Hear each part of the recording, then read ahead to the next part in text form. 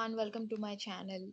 So today we are going to discuss a short tip which I can say, like when you are trying to debug any code, like for example if you have applied a breakpoint and try to debug any code, sometimes the symbols will not load, right?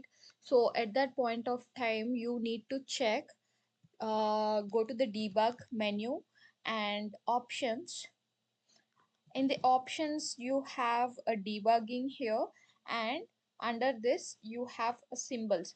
All right, so here you have a two options. One is a load all modules unless excluded.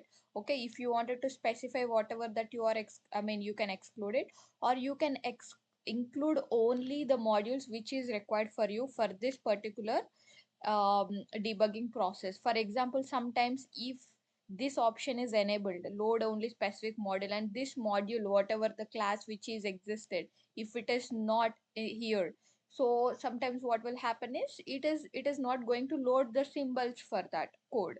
So that is the reason why sometimes the symbols will not load.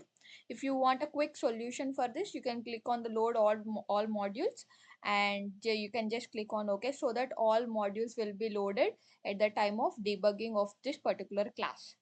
Okay, that's a small tip. Thank you so much. Subscribe for more videos. Bye bye.